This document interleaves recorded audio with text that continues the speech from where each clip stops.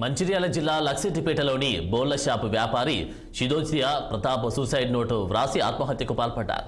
ఇక శిశోధ్య ప్రతాప్ ఆర్థిక లావాదేవీల మూలంగా ఉరివేసుకుని ఆత్మహత్య చేసుకున్నాడని వారి కుటుంబ సభ్యులు విలేకరులతో మృతుడి వ్రాసిన సూసైడ్ నోట్ను ప్రస్తావించారు.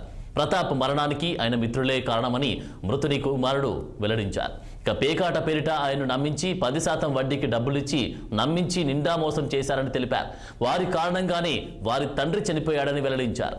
అందులో ప్రధానమైన వ్యక్తి ఎడ్ల వ్యాపారి కలీం, చిత్తుబొత్తుల వడ్డీ వ్యాపారి పెట్టెం స్వామి, హోటల్ జగనన్న. ఈ ముగ్గురు తనను పేకాట బార్న పడేలా చేసి నమ్మించి మోసం చేసి అప్పుల పాలు చేశారని తెలిపారు.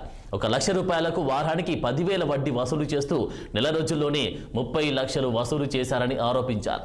వాళ్లే కాదు, తమ భూములను కబ్జా చేసి ఇంటిని అమ్మిన డబ్బులను తిరిగి ఇవ్వకుండా కొందరు ఇలా 10 మందికి పైగా తమను మోసం చేసి మానసికంగా నరకం చూపించారని ప్రతాప్ తనయుడు తెలిపారు.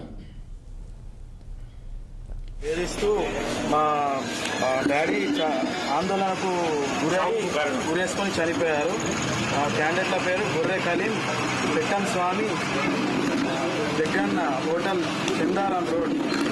ఈ ముగ్గురిని ఖచ్చితంగా అరెస్ట్ చేసి 306 సెక్షన్ ద్వారా ఎస్ఐ సార్ గారు నాకు హామీ ఇచ్చారు అరెస్ట్ చేస్తా అని చెప్పి. ఈరోజు థ్యాంక్ యూ సార్, మాకు 100% మీరు న్యాయం చేస్తా అని హామీ ఇచ్చినందుకు. లక్షడిపేట పట్టణంలో నిన్న జరిగినటువంటి ఆత్మహత్య ఏదైతే ఉందో శిశోధ్యాల ప్రతాప్ అన్నగారు మరి దాదాపు ఒక 13 పేపర్లు ఆయన చావుకు ముందు రాసుకున్నటువంటి మరణ వాంగ్మూలం ఇది. ఏదైతే దీంట్లో మొట్టమొదటిగా ఆయన కలెక్టర్ గారికి, అదే విధంగా కమిషనర్ ఆఫ్ రామగుండం పోలీస్ శాఖ వారికి స్పష్టంగా రాయడం జరిగింది.